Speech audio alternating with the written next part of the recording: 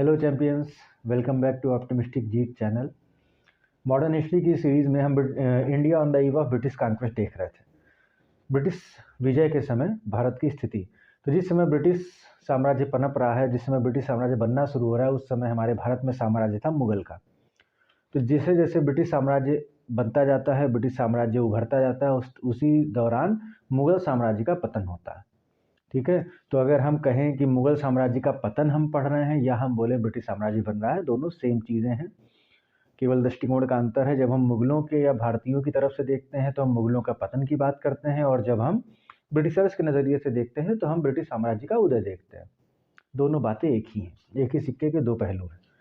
तो अगर हम बात करें इस अध्याय की, इस चैप्टर की, तो इस चैप्टर में अभी हम जो उत्तरवर्ती मुगल शासक थे, आपके औरंगजेब के बाद के जो शासक हैं, उनके बारे में हम पढ़ रहे थे, जिनमें हम बहादुर शाह प्रथम, जहांदार शाह, फर्रुखसियर, रफ़ी-उद-दराजात, रफ़ी-उद-दौला, मोहम्मद शाह रंगीला, इनके बारे में हम पढ़ चुके थे।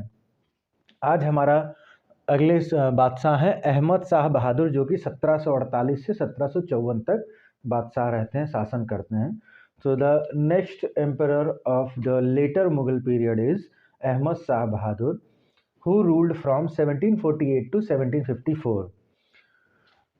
In his era, there was a woman named Uddham Bai. Uddham Bai was known as Queen Mother, and she deals with all the state affairs, and her title was Kublai Alam. Kublai Alam was her title, and she ruled with the help of Javid Khan, who was a notorious eunuch. That's all about the Ahmad Shah Bahadur. तो अहमद शाह बहादुर, जो कि 1748 से 1754 तक बादशाह रहते हैं, उनके समय में एक महिला हैं जिनका नाम है उद्धम बाई। जो उद्धम बाई हैं, इन्हें हम रानी माँ, ठीक है, उन्हें हम रानी माँ, क्वीन मदर के नाम से भी जानते हैं। उनका टाइटल था कुबलई आलम। क्या टाइटल था उनका? उनकी उपाधि थी कुबलई आलम। तो वो जितने भी स्टेट अफेयर्स हैं, जो भी आपके राज्य के आंतरिक मामले हैं, उन पे शासन या उनका प्रशासन जो देखती थी, वो रानी माँ देखती थी, उद्धम बाई देखती थी, जिनका टाइटल था कुबलई आलम। ठीक है, और वो स्टेट अफेयर्स को देख रही थी, जो राज्य के आंतरिक मामलों को देख रही थी, उनका प्रशासन देखती थी, तो वो जाविद खान नामक एक व्यक्ति के माध्यम से देखती थी। ठीक है, वो रूल जो कर रही थी स्टेट अफेयर्स पे, वो जाविद खान की हेल्प से कर रही थी। जाविद खान कौन था? जाविद खान एक कुख्यात किन्नर था, एक प्रसिद्ध किन्नर था। ठीक है, वो काफ़ी कुख्यात था उस समय। तो उसकी मदद से, इसका नाम था जाविद खान, उसकी मदद से उद्धम बाई जो है वो शासन कर रही थी स्टेट अफेयर्स पे। तो ये आपका टोटल अहमद शाह बहादुर के बारे में वो महत्वपूर्ण बिंदु थे जो एग्जाम पॉइंट ऑफ व्यू से इंपॉर्टेंट है। ठीक है, अब हम आगे बढ़ते हैं। अहमद शाह बहादुर के बाद आपके अगले शासक हैं आलमगीर द्वितीय। कौन है अगले शासक आपके? आलमगीर द्वितीय, जो 1754 से 1759 तक रहते हैं। After Ahmad Shah Bahadur, the next emperor of later Mughal period is Alamgir II, who ruled from 1754 to 1759. He was the son of Emperor Jahandar Shah. About Jahandar Shah you have studied in previous lecture. So Alamgir II was the son of Jahandar Shah, and the decisive battle of Plassey of 1757 was fought during his reign. In 1757, June 1757, the Battle of Plassey fought in reign of Alamgir II, and after this Battle of Plassey, Alamgir II was assassinated. तो आलमगीर द्वितीय जो है वो 1754 से 1759 तक आपका बादशाह रहते हैं, और ये पुत्र हैं बादशाह जहांदार शाह के। जहांदार शाह के पुत्र थे आलमगीर द्वितीय। उनके समय में 1757 जून में बैटल ऑफ प्लासी का युद्ध जो है वो लड़ा जाता है, जो कि एक प्रमुख निर्णायक युद्धों में से एक था ब्रिटिश साम्राज्य के नज़रिए से। और उसके बाद ही उनको वो असैसिनेट हो जाते हैं। फिर आलमगीर द्वितीय के बाद में अगला नंबर आपका आता है शाहजहां तृतीय, शाहजहां थर्ड, जो कि रूल करते हैं 1759 से 1760। The next Mughal emperor was Shahjahan third, who ruled from 1759 to 1760। And the one and only important fact about this emperor is that he known as Muhi-ul Millat. He known as Muhi-ul Millat. In the examination, if you get the question that which emperor of Mughal Empire was known as Muhi-ul Millat, then the answer will be Shahjahan III।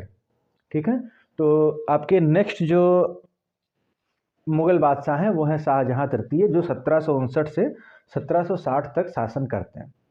और उनके बारे में केवल एक चीज़ है जो आपको परीक्षा के नज़रिए से पढ़नी है, और वो है उनका नाम, जिस नाम से वो प्रसिद्ध थे या उनकी उपाधि वो थी मुही उल मिल्लत। मुही उल मिल्लत ये किसका नाम था? शाहजहां थर्ड का नाम था। शाहजहां थर्ड के बाद अगर हम बात करें तो शाहजहां थर्ड के बाद आपके आते हैं शाह आलम सेकंड, जो कि काफ़ी इम्पॉर्टेंट हैं, काफ़ी प्रमुख हैं। So the next emperor of Mughal empire was Shah Alam II, who ruled twice. His first tenure was October 1760 to July 1788. Shah Alam II's first tenure was from October 1760 to July 1788, and the second tenure of Shah Alam was October 1788 to November 1806. So the Shah Alam II ruled twice. His first tenure was October 1760 to July 1788, and his second tenure is October 1788 to November 1806. And in his era, two decisive battles fought. The first battle was Third Battle of Panipat 1761, and the second battle was Battle of Buxar in 22nd October 1764. There were two decisive battles in the reign of Shah Alam II. First is Third Battle of Panipat 1761, and the second one is Battle of Buxar 22nd October 1764. These are the two decisive battles in his era. After the Battle of Buxar in 1764, the Treaty of Allahabad in 1765 was signed between Shah Alam II and Britishers. And in this Treaty of Allahabad, Shah Alam II taken under East India Company's protection and resided to Allahabad. He was no more a free emperor at his time, and he taken under the protection of East India Company and resided to Allahabad. And after this treaty, he issued a farman to English. In this farman, English got Diwani rights of three major states of that time, and these three major states were Bengal, Bihar and Orissa. Britishers got the Diwani rights after the Battle of Buxar through Shah Alam II, and the Diwani rights of Bengal, Bihar and Orissa. In 1772, as you can see, in 1765, after the Treaty of Allahabad, he was resided to Allahabad. He was not in Delhi. And in 1772, Maratha took him to Delhi again. In 1772, and he lived there till 1803. Shah Alam II lived there till 1803, and in 1803 he again accepted protection of English after defeat of Daulat Rao Sindhia. After the defeat of Daulat Rao Sindhia, Shah Alam II again accepted the protection of Britishers. That's all about the Shah Alam II. तो हम बात कर रहे थे शाह आलम द्वितीय की। तो शाह आलम द्वितीय आपके अक्टूबर 1760 से जुलाई 1788 और अक्टूबर 1788 से नवंबर 1806 तक शासन करते हैं। यानी जो आपके शाह आलम द्वितीय हैं, इनके दो कार्यकाल हैं। सबसे पहले ये अक्टूबर 1760 में एम्परर बनते हैं, बादशाह बनते हैं, और जुलाई 1788 तक ये बादशाह बने रहते हैं। फिर उसके बाद अक्टूबर 1788 में ये दोबारा से बादशाह बनते हैं, और नवंबर 1806 तक ये बादशाह रहेंगे। अब इनके समय में दो महत्वपूर्ण निर्णायक युद्ध होते हैं। एक होता है आपका पानीपत का तृतीय युद्ध 1761 में। अगर आपको याद हो तो नादिर शाह के बारे में आपने पढ़ा था, इसके बारे में एक बार रिवाइज ज़रूर कर लीजिएगा। थोड़ा सा अगर आप कनेक्ट करेंगे तो अच्छा रहेगा आपके लिए। तो 1761 में पानीपत का तृतीय युद्ध होता है और 1764 22 अक्टूबर 1764 में आपका बक्सर का युद्ध होता है, जहाँ पे आपकी संधि होती है इलाहाबाद की। इलाहाबाद की संधि आपकी बहुत फेमस है, 1765 में हुई थी इलाहाबाद की संधि। तो 1765 की इलाहाबाद की संधि में क्या कहा गया कि जो शाह आलम द्वितीय हैं ये जो ब्रिटिशर्स हैं उनका संरक्षण स्वीकार करेंगे और जाके रहेंगे वो इलाहाबाद में। वो दिल्ली में नहीं रहेंगे, वो कहाँ रहेंगे? इलाहाबाद में जाके रहेंगे और संरक्षण स्वीकार करेंगे अंग्रेजों का। ईस्ट इंडिया कंपनी का संरक्षण जो है वो उन्होंने स्वीकार किया इलाहाबाद की संधि में। और इसके अलावा क्या होता है कि वो एक फरमान जारी करते हैं अंग्रेजों को, और उस फरमान में इनको दीवानी अधिकार मिलते हैं, दीवानी राइट्स मिलते हैं। किनको? अंग्रेजों को मिलते हैं शाह आलम द्वितीय के द्वारा। और कहाँ के दीवानी राइट्स मिलते हैं? बंगाल, बिहार और उड़ीसा के। ये सभी इंपॉर्टेंट फैक्ट है, इनको अच्छे से नोट डाउन कर लीजिएगा। इस सब एग्जाम जितना भी इस वीडियो में अभी तक हमने बताया है, हर एक लाइन एक एक क्वेश्चन आपके एग्जाम के लिए होती है, ठीक है? तो कोई भी चीज़ मिस ना करिएगा, नोट्स पूरे प्रॉपर बनाइएगा। तो आपका हम यहाँ पे देख रहे थे कि शाह आलम द्वितीय के समय में दो बैटल होती हैं, पानीपत का तृतीय युद्ध और बक्सर का युद्ध। उसके बाद इलाहाबाद की संधि होती है 1765 में, और जहाँ पे वो अंग्रेजों का यानी ईस्ट इंडिया कंपनी का आपका संरक्षण स्वीकार करते हैं और इलाहाबाद चले जाते हैं दिल्ली छोड़ के। लेकिन 1772 में मराठा जो हैं उनको पुनः दिल्ली की गद्दी पे लाके बैठाते हैं, जहाँ वो 1803 तक रहते हैं। 1803 तक वो दिल्ली रहते हैं।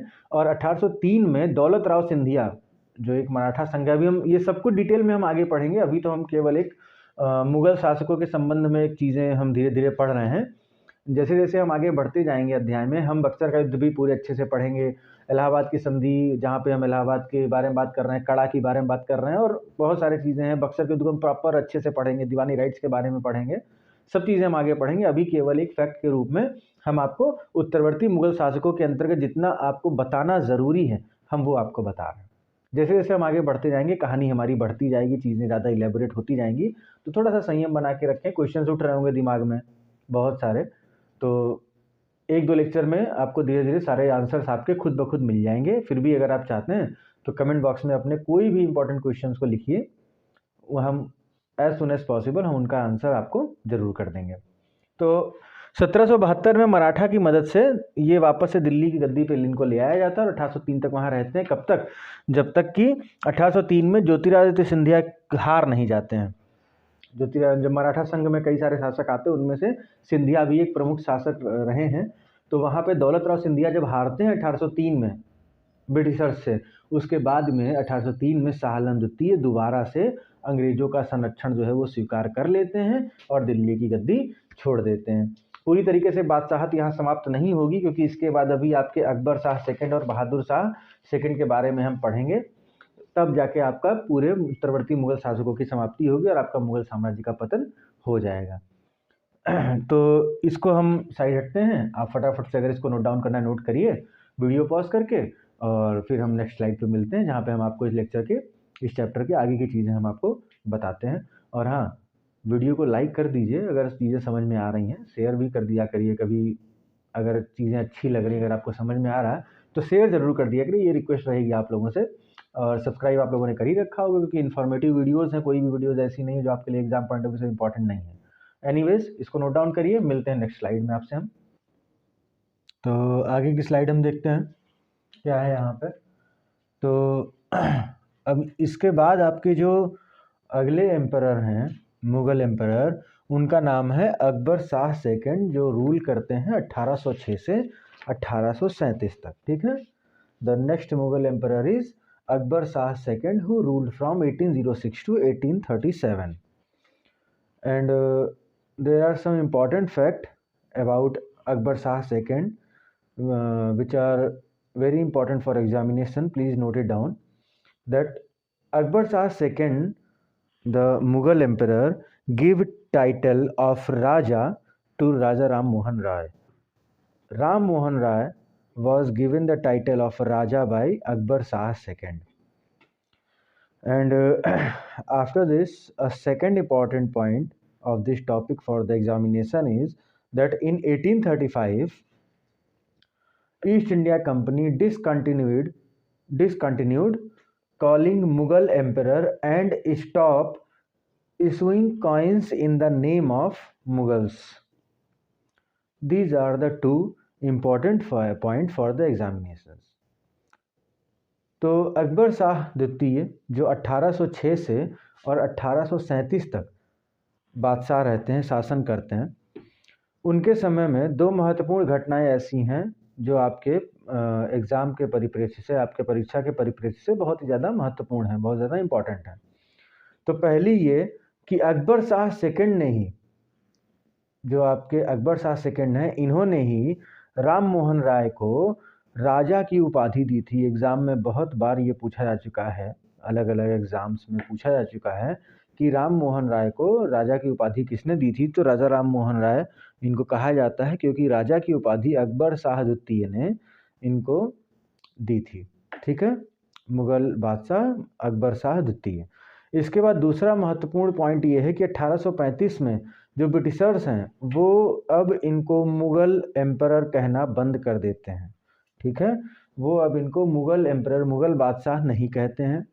और साथ ही साथ जो इनके नाम के सिक्के वो इशू करते थे, जारी करते थे, तो मुग़लों के नाम के सिक्के भी 1835 में जारी करना बंद कर देते हैं। तो यहाँ से क्वेश्चन एक तो आपका राम मोहन राय को लेके बनता है और दूसरा क्वेश्चन आपका बनता है कि अंग्रेज़ों ने सिक्कों पे या मुग़लों के नाम के सिक्के जारी करना कब बंद किया।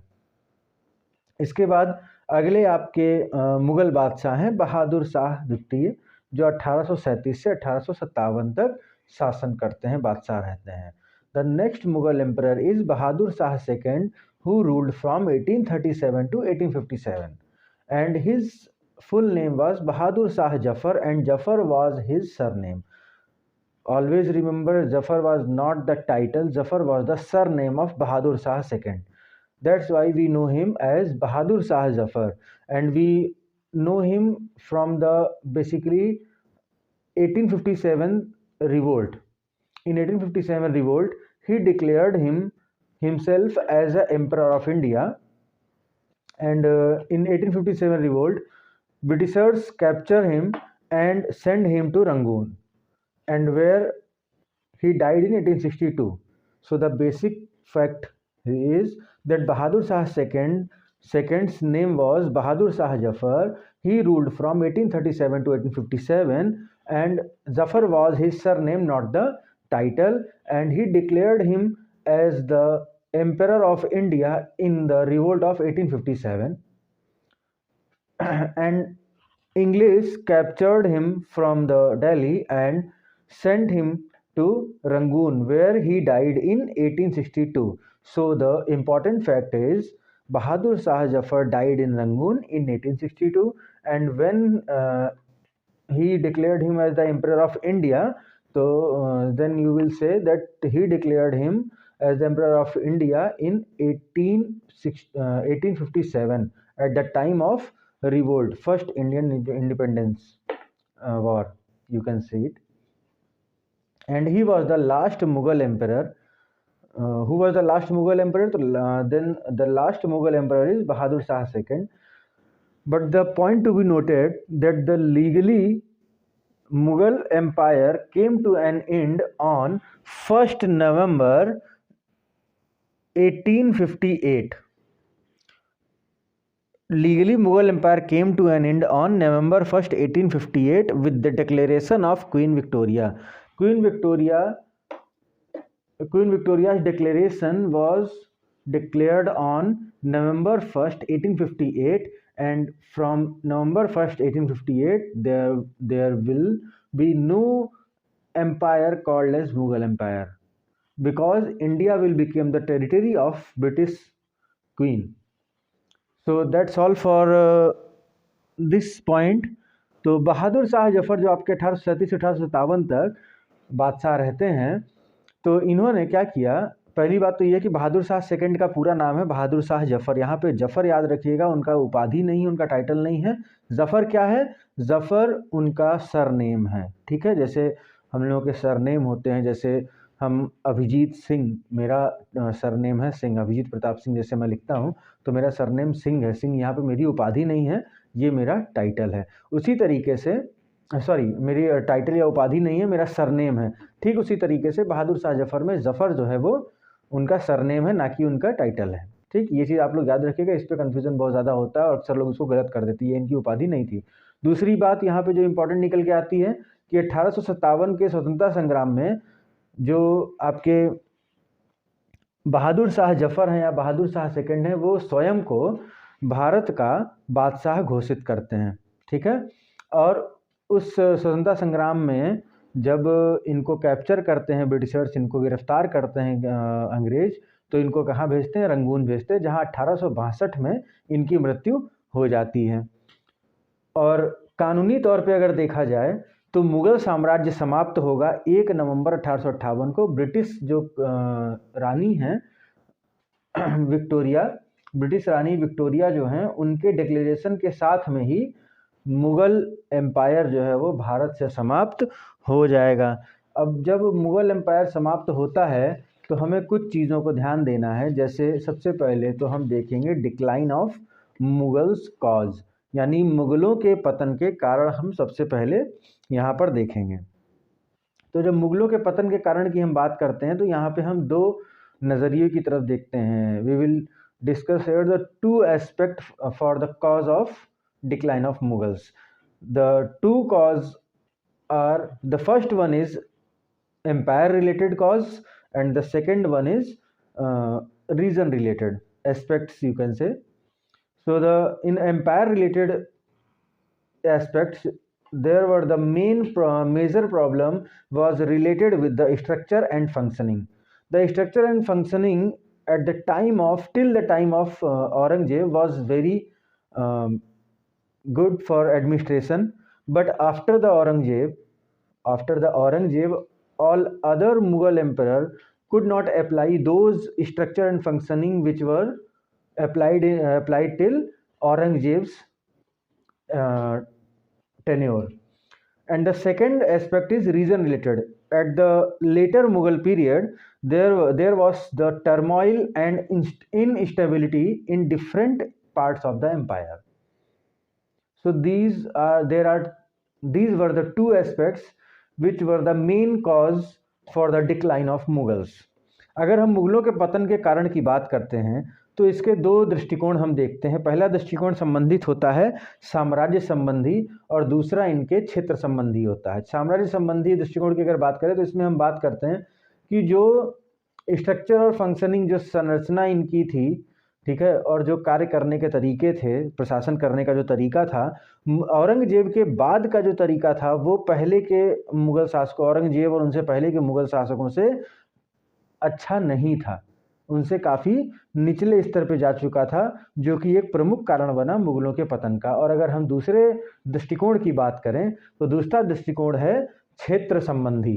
क्षेत्र संबंधी दृष्टिकोण की अगर हम बात करें तो उसमें हम देखते हैं कि उस समय उथल पुथल मची हुई थी। वहाँ के जो मुग़ल साम्राज्य था उनके क्षेत्रों में, पूरे भारत में उथल पुथल मची हुई थी। जो छोटे छोटे क्षेत्र उभरने लगे थे मजबूत शक्ति के रूप में, तो हम यही कह सकते हैं कि उस समय साम्राज्य में, उनके क्षेत्रों में उथल पुथल मची हुई थी, जो कि एक प्रमुख कारण बना मुग़लों के पतन का। फिर इसके बाद हम देखते हैं शिफ्टिंग एलिजियंस ऑफ जमींदार। जो जमींदारों के बारे में अगर हम देखें तो उनका जो मुग़लों के प्रति झुकाव रहता था, जो उनका एलिजियंस था, वो धीरे धीरे शिफ्ट हो रहा था, मूव हो रहा था। अब जब बात जमींदारों की आती है तो हमें पता होना चाहिए कि दो ऐसे वर्ग थे जो बादशाह के साथ में सत्ता का उपभोग करते थे। There were two classes who shared powers with the emperor, and these two classes were zamindars and nobles. दो ऐसे वर्ग थे जो बादशाह के साथ में सत्ता का उपभोग करते थे, वो वर्ग थे जमींदार और कुलीन वर्ग। जमींदार और कुलीन वर्ग जो है वो सत्ता का उपभोग राजा के ही या बादशाह के ही साथ करते थे। तो अगर हम जमींदारों की बात करें तो जमींदारों को राय, राजा, ठाकुर, खुत, देशमुख इत्यादि कई नामों से जाना जाता था। जो कुलीन वर्ग था वो इस प्रकार से सत्ता का उपभोग करता था कि कई इतिहासकारों ने मुगल साम्राज्य को कुलीन तंत्र का शासन, रूल ऑफ नोबल्स भी कहा है।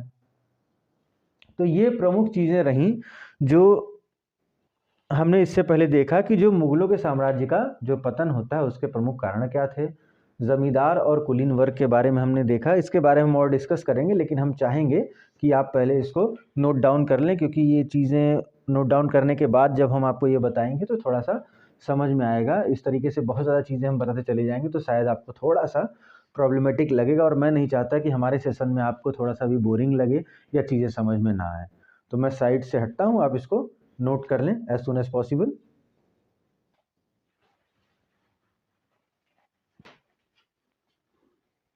तो उतना आप लोगों ने नोट कर लिया होगा। ज़मींदार और नोबल हम बता रहे थे, कुलीन तंत्र के बारे में हम, मतलब जो कुलीन वर्ग था उसके बारे में और ज़मींदारों के बारे में थोड़ा सा हम आपको 2 मिनट में से बता देते हैं, फिर हम आगे बढ़ते हैं। तो ज़मींदार की अगर हम बात करें तो ज़मींदार कौन लोग होते थे जिनके पास बहुत बड़ी बड़ी ज़मीनें होती थी, और वो उनकी जो उतनी मतलब ये थोड़े मोड़े ये 2-4 एकड़ की बात नहीं, कई 100 एकड़ बहुत ज़मीन। जैसे आज के समय में समझ लीजिए कि पूरे के पूरे जो आपका मेरठ है, तो मेरठ अपने आप में एक जागीर हुआ करता था, मतलब कि वहाँ पे अपने एक ज़मींदार हुआ करते थे। तो जो ज़मींदार होते थे वो वंशानुगत रूप में, जैसे आज मेरे पास 1000 एकड़ ज़मीन है, मैं उसका मालिक हूँ, उस पर किसान खेती करते हैं और उससे जो वो जो उनका प्रोडक्ट होता है, जो उत्पाद होता है, उसका वो हिस्सा हमें देते हैं, तो वो हम वहाँ पे ज़मींदार हुए, ठीक। और मेरे बाद मेरे बेटे को वही या मेरी बेटी को वही जागीर मिलती है या वही अधिकार मिलता है जो मुझे मिला हुआ था उस ज़मीन पे।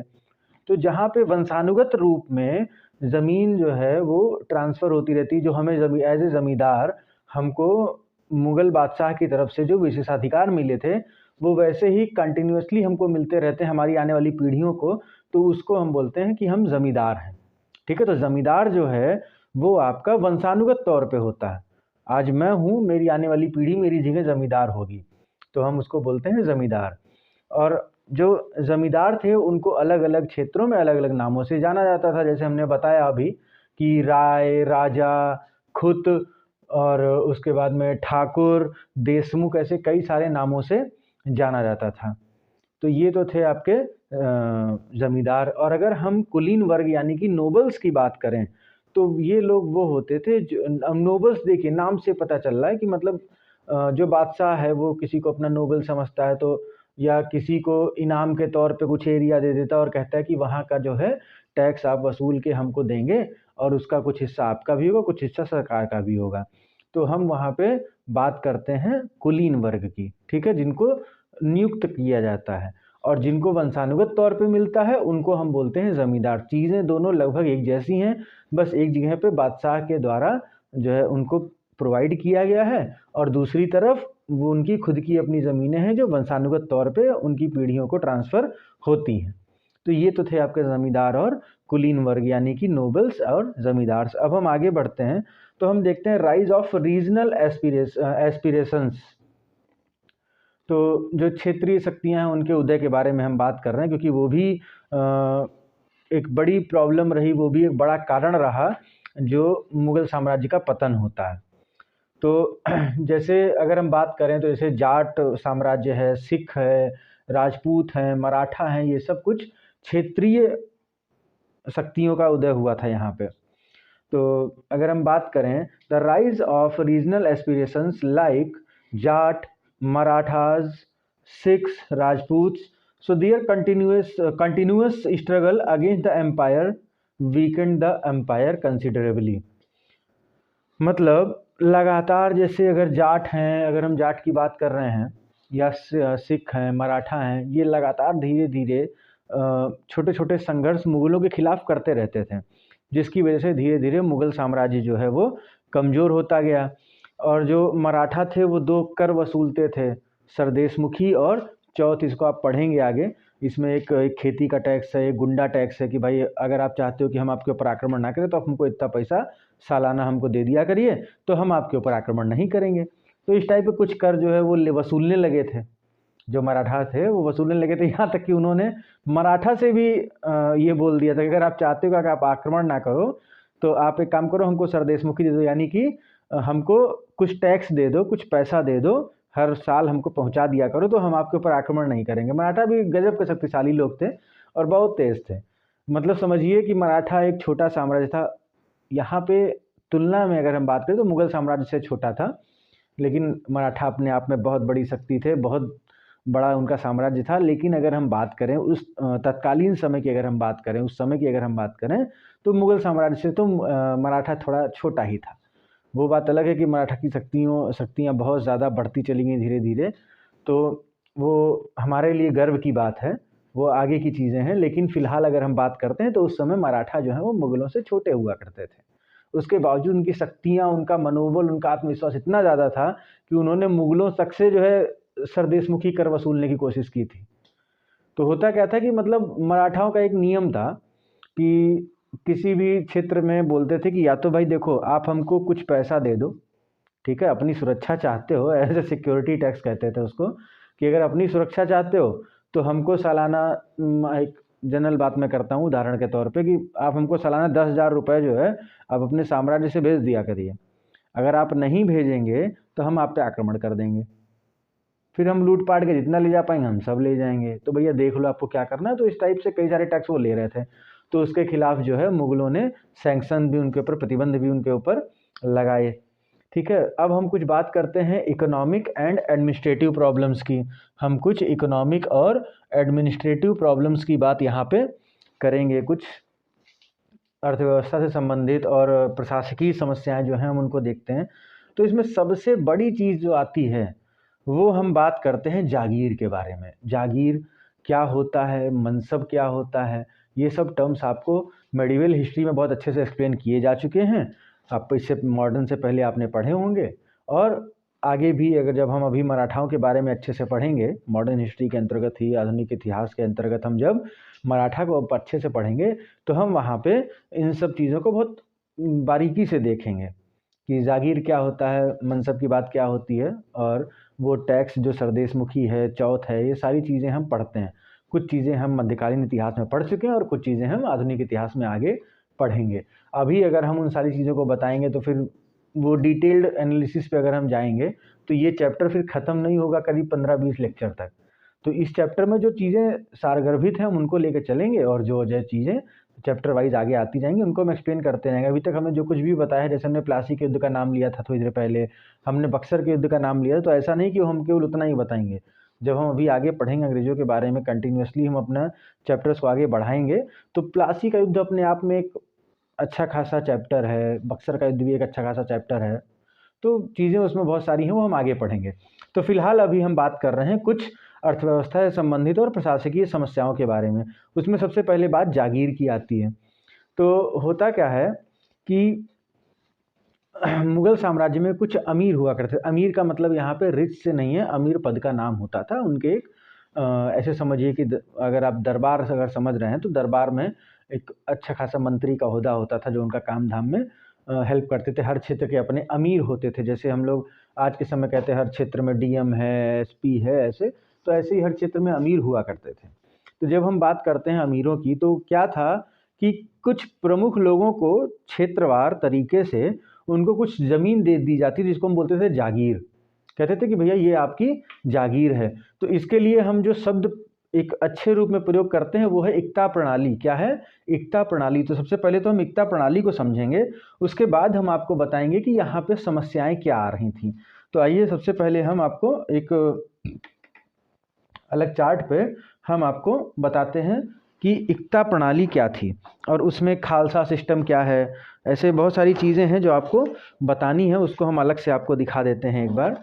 तो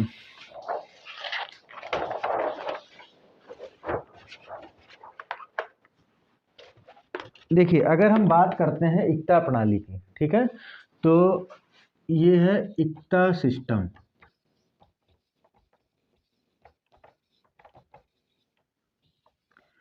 तो कोई एक पर्सन को उन्होंने क्या किया, एक इतनी बड़ी ज़मीन दे दी, ठीक है, एक इतनी बड़ी ज़मीन दे दी कि भैया ये ज़मीन जो है हम आपको जागीर के तौर पे दे रहे हैं, अब आप इसमें से टैक्स कलेक्ट करेंगे और गवर्नमेंट को भी टैक्स देंगे और अपना भी आप उसमें जो भी एक आपको भी एक हिस्सा रहेगा जिसमें आप अपना उगाओ, जो भी कुछ होगा उससे गवर्नमेंट आपसे कुछ नहीं लेगी।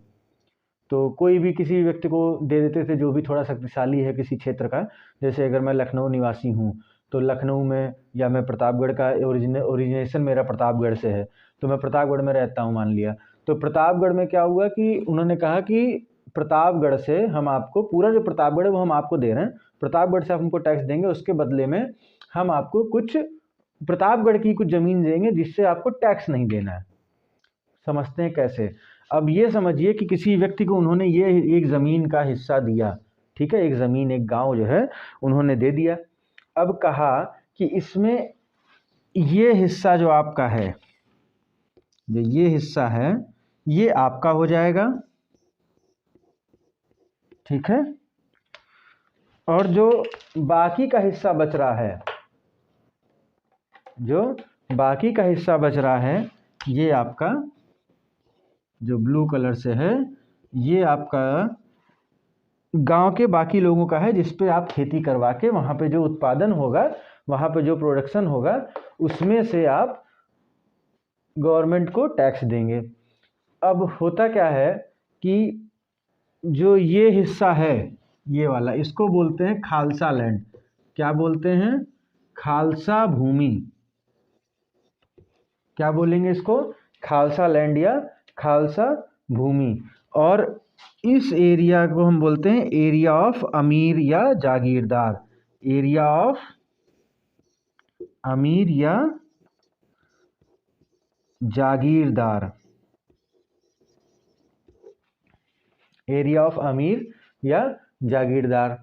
तो यहाँ पे इसमें किसी व्यक्ति को ये जगह दे दी जिसको हमने बोला जागीर, ये पूरी जागीर है, इसमें ये हिस्सा उस जागीरदार का है, उस अमीर का है जिसको वो सौंपा गया है, जिसके अधिकार क्षेत्र में वो आता है। और जो ये ब्लू वाला हिस्सा है इसको खालसा लैंड बोलते हैं, जिसपे गांव के लोग या उस जमीन पे खेती की जाएगी जिस पर से टैक्स गवर्नमेंट को देना है। तो अब ऐसे एक लोगों को दिया, अब ये मान लिया 10 किलोमीटर का एरिया है जिसमें से 2 किलोमीटर अमीर का है, 8 किलोमीटर पे उपज हो रही है जो जिसका टैक्स गवर्नमेंट को दिया जाएगा। ये जो एरिया है इस एरिया से गवर्नमेंट कोई टैक्स नहीं ले रही, यानी कि बादशाह जो है वो कोई भी कर इस एरिया से नहीं ले रहे हैं। जब इस एरिया से कोई कर नहीं ले रहे हैं तो ये एरिया हो गया टैक्स फ्री और ये एरिया हो गया जिसे टैक्स दिया जाएगा। तो ये तो थी आपकी एकता प्रणाली। वैसे करके हर क्षेत्र में लोगों को डिवाइड कर दिया गया। अब ये सिस्टम तो ठीक है कि भाई गवर्नमेंट को एक मतलब बिना किसी सैन्य शक्ति के इस्तेमाल किए, बिना कुछ किए बादशाह को अपना कर मिल जा रहा है, क्योंकि इन लोगों को ये भी शक्ति प्राप्त थी कि ये अपना यहाँ पे खेती करेंगे, इस क्षेत्र पे, इस क्षेत्र में खेती करवा के टैक्स भी देंगे और साथ ही साथ इसी क्षेत्र में अपना एक सेना भी तैयार करेंगे, एक छोटी सेना तैयार करेंगे जो युद्ध में ज़रूरत पड़ने पर बादशाह की सेना में शामिल होकर लड़ेगी। ठीक है, तो ये सारी चीज़ें आपकी आती हैं एकता व्यवस्था में। तो देखने में तो सारी चीज़ें अच्छी लग रही हैं। अब समस्या कहाँ होती है हम इसको समझते हैं। अब समस्या हमको कहाँ होगी हम उसको समझने का प्रयास एक बार करते हैं।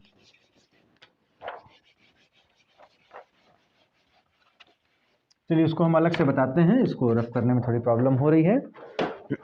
इधर देख लेते हैं।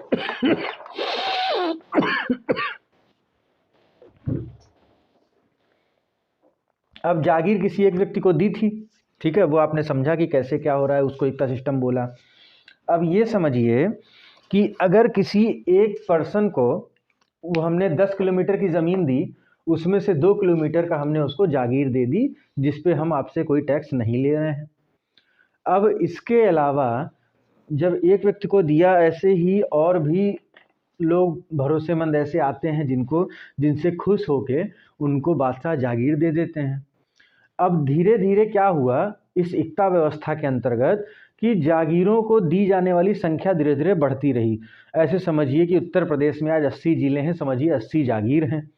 अगर हर जागीर 100 किलोमीटर की है, यानी 80 जागीर आपकी कितने किलोमीटर की हैं? हर जागीर 100 किलोमीटर की है। तो अभी आप हर जागीर में जब वहाँ के जागीरदार को यानी जो अमीर है उसको जो लैंड दे रहे हैं, 100 में से मान लिया 10 किलोमीटर का लैंड दे रहे हैं जिस पर से सरकार कोई टैक्स नहीं ले रही है, ठीक। तो 80 जागीर में प्रत्येक जागीर के 100 किलोमीटर में से 10-10 किलोमीटर हमने कहा कि हमने दे दिया जागीरदार को, अमीर को। तो अभी अगर 80 सीट टोटल हैं तो वैसे टोटल 100 किलोमीटर का अगर हर एक जागीर है तो टोटल हो गया आपका 8000 किलोमीटर। आपकी 8000 किलोमीटर की जागीर हो गई कुल। उसमें से हर जागीर में से 10 किलोमीटर आपने दे दिया अमीर को। जागीर में से 10 किलोमीटर आपने दे दिया अमीर को। तो 80 जागीर में से हर जागीर को अगर 10-10 किलोमीटर अगर आपने जागीरदार को दे दिया, अमीर को दे दिया, तो 80 गुणे 10 800। तो ये समझिए कि 8000 किलोमीटर में आपने 800 स्क्वायर किलोमीटर, 800 किलोमीटर स्क्वायर का जो एरिया है वो तो आपने ऐसा दे दिया जिससे सरकार को कोई भी टैक्स नहीं मिल रहा। सरकार को उस 800 किलोमीटर से कोई भी उत्पादन का टैक्स नहीं मिल रहा। चलिए फिर भी ठीक है, ये संस्था चली आ रही है बहुत समय से, तो एक नियम बना हुआ है। लेकिन अगर और लोग उत्तर प्रदेश में जो 80 जागीर की हम बात कर रहे हैं, 80 प्रभावशाली लोगों को 80 जागीरें दे दी गई, डिवाइड कर दिया गया उत्तर प्रदेश को। अब पता चला कि प्रभावशाली लोगों की संख्या बढ़ गई। बादशाह ने क्या किया, किसी के अच्छे कर्म से, अच्छे काम से खुश होके उसको एक जागीर देने की कोशिश की किसी और को। तो 80 की जगह अब सोचिए जब 80 जागीर आप दे रहे थे, ठीक है, तो उसमें आपका टोटल एरिया था 8000 स्क्वायर किलोमीटर। अब जब आप इन 80 में हर जागीर को, ठीक है, हर अमीर को 10 किलोमीटर का अगर एरिया देते हैं तो 80 जागीर में कितना किलोमीटर अमीर को दे रहे थे, 800 किलोमीटर, 800 स्क्वायर किलोमीटर का एरिया आप दे रहे हैं, 8000 में से 800। अब अगर हम लगातार जागीर की संख्या बढ़ाते रहें, भाई उत्तर प्रदेश तो उतना ही बड़ा है ना, उत्तर प्रदेश तो बड़ा हो नहीं जाएगा, लेकिन उत्तर प्रदेश उतना ही बड़ा है। और अब हम क्या कर रहे हैं, 80 की जगह हमने कर दिए वहाँ पे 100, कितने 100 हमने जागीर कर दी, मतलब उनको और छोटा छोटा कर दिया जो उनका खालसा लैंड था, खालसा भूमि। क्योंकि देखो जिसको हमने जागीर दे दी, ठीक, हमने आपको उसमें बताया एकता सिस्टम में क्या था कि एक पूरा लैंड था जिसमें से एक हिस्सा अमीर का था, बाकी को बोलते थे खालसा भूमि। अब जो हमने खालसा भूमि उसको तो हम कम कर सकते हैं, ठीक है, लेकिन जो हमने अमीर को वो जगह दे दी, ठीक है, वो जागीर जो हमने दे दी जहाँ से सरकार या बादशाह कोई टैक्स नहीं ले रहा है, वो तो हम कम कर नहीं सकते, वो तो हम वापस ले नहीं सकते। तो अब जब हम 80 की जगह अब अगर हम 100 जागीर बनाने की कोशिश करें, एरिया तो 8000 स्क्वायर किलोमीटर ही है, वो तो नहीं घट सकता, लेकिन हमने क्या किया, 100 जागीर बना दी, 20 हमने उसी क्षेत्र में काट काट के खालसा भूमि को हमने और बढ़ा के, एरिया तो कुल उतना रहा लेकिन अंदर की संख्या बढ़ गई। तो जाहिर सी बात है जागीरों की संख्या छोटी हो जाएगी। अब जब जागीरों की संख्या छोटी होगी लेकिन उसमें से अमीर को जो हिस्सा दिया वो नहीं कम करके हम किससे कम करते हैं, खालसा भूमि से कम करते हैं। अब जब हम खालसा भूमि से कम करेंगे तो अभी भी टोटल एरिया कितना है, 8000 स्क्वायर किलोमीटर, ठीक। लेकिन अब अमीर जो 80 अमीर थे अब कितने अमीर हो गए हैं, 80 की जगह पे अब हो गए हैं 100 अमीर। अमीर कौन होता था, जिसको वो पूरी जगह दी जाती थी, ठीक है, जागीरदार। तो 100 अमीर हैं और अगर हर अमीर को वही 10 किलोमीटर का एरिया मिल रहा है तो अब कितना एरिया अमीरों को चला गया, 1000 स्क्वायर किलोमीटर। तो अगर आप इसको ध्यान से देखें तो पहले 8000 स्क्वायर किलोमीटर में कितना एरिया मिल रहा था अमीरों को, 800 स्क्वायर किलोमीटर। अब जागीरों की संख्या बढ़ गई तो अब कितना मिल रहा है, उतनी ही ज़मीन पे 1000 स्क्वायर किलोमीटर। तो यहाँ पे जितनी संख्या खालसा भूमि की थी, यानी जिसपे खेती होती थी, जिससे टैक्स आपके बादशाह को मिलता था, वो यहाँ ज़्यादा था और यहाँ 200 स्क्वायर किलोमीटर कम हो गया। ऐसे ही धीरे धीरे जागीरों की संख्या बढ़ती गई और जहाँ से बादशाह को कर मिलता था, टैक्स मिलता था, वो जगह जो है वो यानी खालसा भूमि जो है वो कम होती चली गई। तो इस तरीके से यहाँ पे अर्थव्यवस्था में उतार, यानी अर्थव्यवस्था जो होती है वो नीचे आ जाती है, अर्थव्यवस्था को नुकसान पहुँचता है। तो ये तो था आपका। और अच्छा, ये सिर्फ अर्थव्यवस्था संबंधित नहीं था, ये प्रशासन से संबंधित भी था, क्योंकि वो जो एरिया जागीर के रूप में दे दिया तो उसमें वो जागीर वाला एरिया जिसमें आपके टैक्स नहीं ले रही थी गवर्नमेंट, उस पूरी इक्ता भूमि से जो आपका उसमें एक खालसा लैंड हो गया था, एक अमीर वाला हिस्सा था छोटा सा जिसको दिया गया, जैसे कोई टैक्स नहीं ले रहे थे, तो भाई वो सेना भी रख रहा है, उस पूरी जागीर की देख रेख भी कर रहा है, तो वहाँ का प्रशासन भी तो वो संभाल रहा है, तो अर्थव्यवस्था भी संभाल रहा है, प्रशासन भी संभाल रहा है।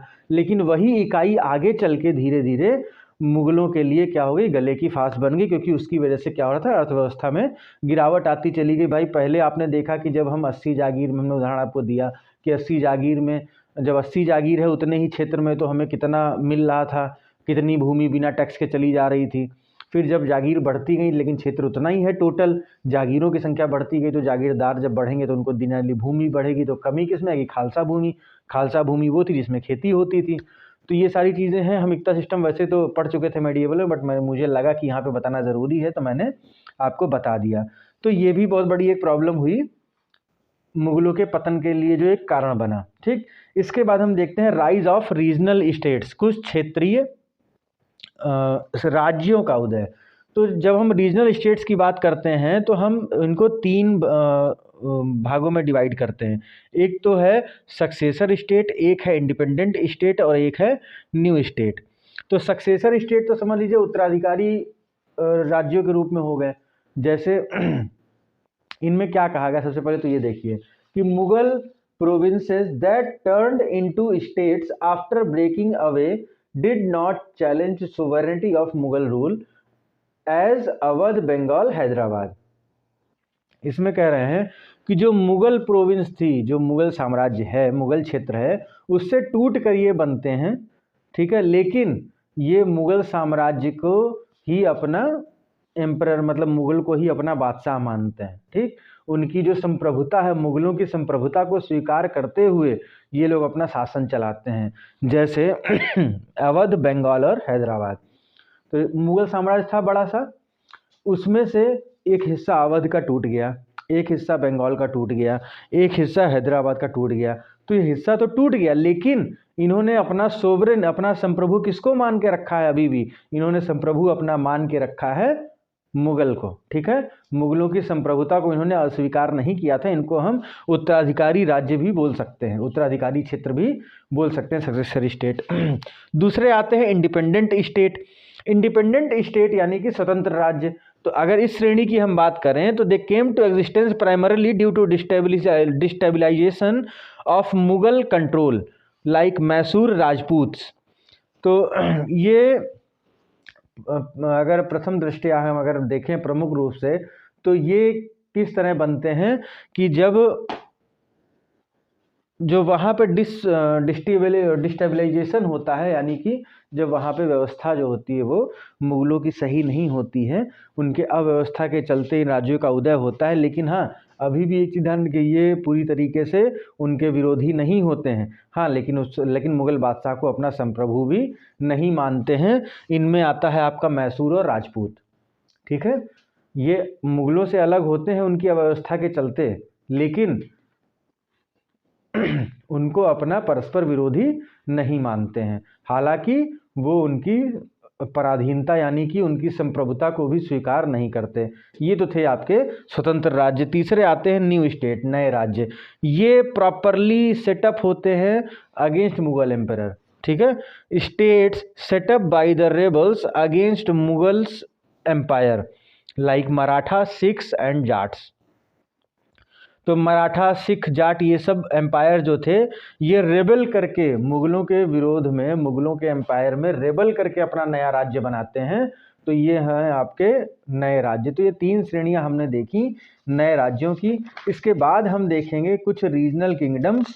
ठीक है, जो आपके कुल उस करीब 10 आपके रीजनल किंगडम हैं अभी आगे, और थोड़ा सा और कुछ सोसाइटी के बारे में उस समय के और वहाँ के इकोनॉमिक कंडीशन के बारे में बताते हुए हम इस चैप्टर को नेक्स्ट लेक्चर में ख़त्म करेंगे। और उसके बाद आपका अगला चैप्टर आएगा expansion and consolidation of British power. धीरे धीरे ये जो आपका मॉडर्न हिस्ट्री का पढ़ाई है, अब धीरे धीरे इंटरेस्टिंग होता जा रहा है, क्योंकि अब चीज़ें अच्छी ऐसी आ रही हैं जिनको पढ़ने में थोड़ा सा मज़ा आएगा। तो चलिए फ़िलहाल हम लेक्चर को यहीं पे ख़त्म करते हैं। मैं साइड हट जाऊँ एक बार, आप वीडियो को पॉज करिए और इसको नोट डाउन ज़रूर कर लीजिएगा। इसके नोट्स बनाते हुए चलिए, क्योंकि मॉडर्न हिस्ट्री जो है वो आपकी जितना स्टोरी पे बेस्ड है उससे ज़्यादा वो फैक्ट पे भी बेस्ड है। तो फैक्ट को आपको अगर याद करना है तो उसको नोट डाउन तो करना ही पड़ेगा। Anyways, thank you for watching the video. मिलते हैं आप सभी से नेक्स्ट लेक्चर में। Thank you.